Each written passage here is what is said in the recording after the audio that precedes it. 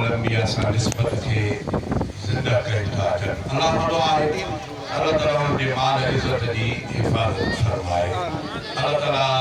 उनके रिज़्क़ हलाल में बरकत अता फरमाए अज़म सिंध धरती जा बेहतरीन वाहिद इस्लाम हज़रत मौलाना अब्दुल जब्बार हैदरी अल्लाह ताला उनके इज्जत उम्र में बरकत अता फरमाए मौजूद है उनकी मौजूदगी में मां मुख्तसर से रिज़वान होगा इग्नाए सैयदना फारूक आज़म बिवाए सैयदना हुसैन साईं के बारे में तमाम थोड़ो तवज्जो माफनो के एतरी गाल बुधायूं सैयदना फारूक आज़म सब सहाबा है पासे जे बुधो तो आलम को त सभई सहाबा मुस्तफा जा मुरीद यो हिकड़ो शख्स उम्मत मोहम्मदी में मुस्तफा जी मुराद आ इमाम नबी के जबे वेही अल्लाह या वक्त कया मुजा रब बमाणू के मक्के में सुजन था जेके डाडा मुसन रब मुसा मेहरबानी न कदी इन टिनी मां को हिकड़ो के मुसलमान करे होया खना बा नबी सल्लल्लाहु अलैहि वसल्लम टिनी मो हिक दिलाचे टिनी दिलाचे बोला इम काल वही कबूल करी मने इमाम नबी जो टिनी मो रब हिकड़ो अल्लाहुम्मा आइज़ल इस्लाम बि उमरैन मुझे रब इस्लाम के ताकत वारो बनाए बिन उमरन मां के हिक सा उमर बिन खत्ताब और उमर बिन हिशाम या उमर खत्ताब जो पुत्र या उमर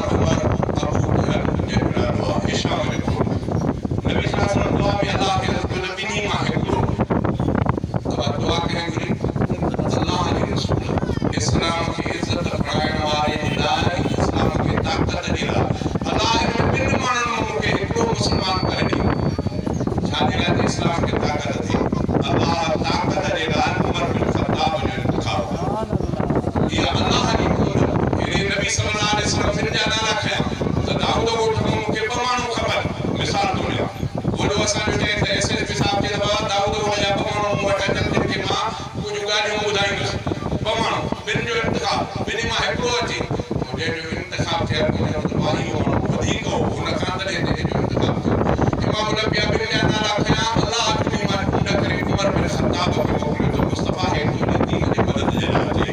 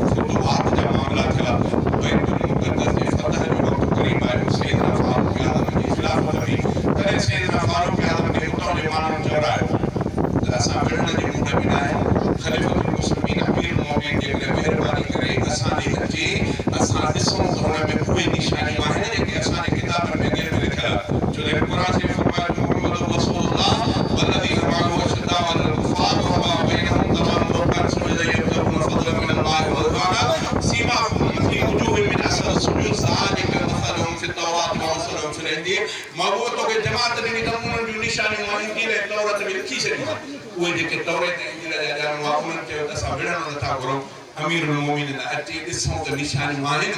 अमीरुल मोमिनीन तो निकता एक गुलाम के गड करी एकलन के जो तो उठो के जो तो घोड़ो पर घणी रवायत उठ जेला वो पाण में पिनी जन तय के एकड़ो नौकर एकड़ो आका अमीरुल मोमिनीन नौकर आहे सदस उन गुलाम पाण फरमायो त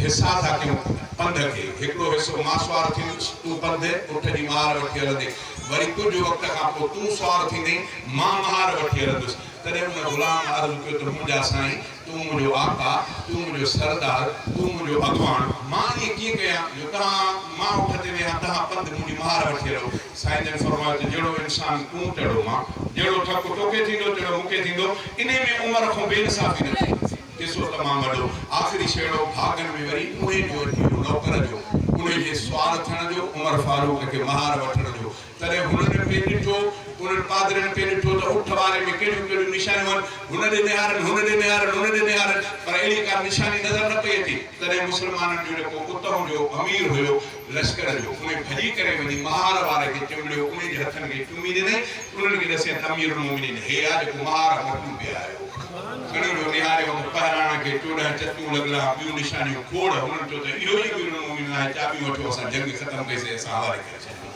जे सरदार पंधिया आई सरदार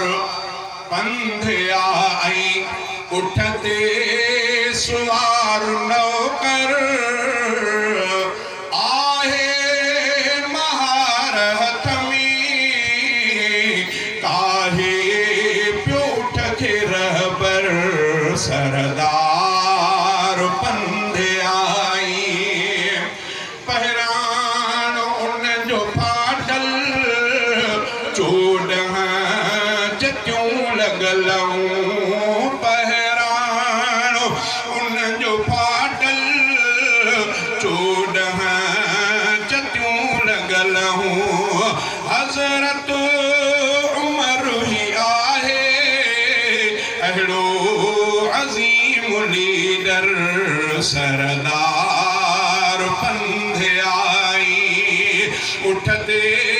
सुवार नौकर आहे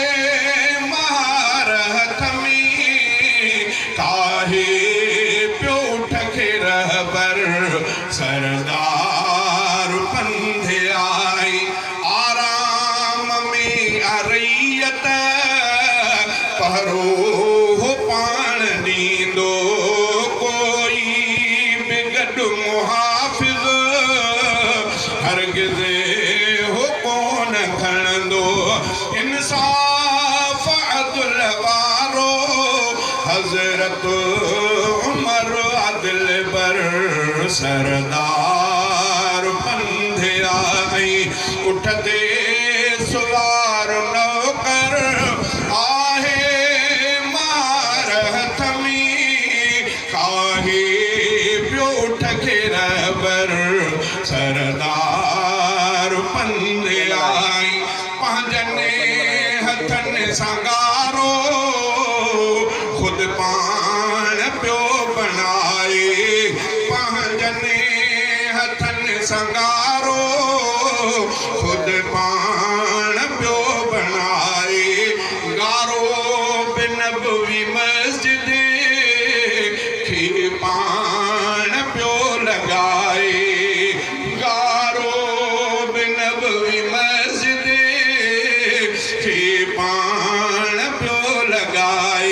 आयो नज़र मिलन खे आयो नज़र मिलन खे हिकिड़े मज़ूर वांगुर सरदार पंधिया आई उठते सुवार नौकर आहे महारत में काहे प्योठ के रहबर सरदार पंधिया आई आके आज़म सोनो हुसैन साईं जो शेर मुस्तफा जो कुर्बान करबला में जो शेर मुस्तफा जो कुर्बान करबला में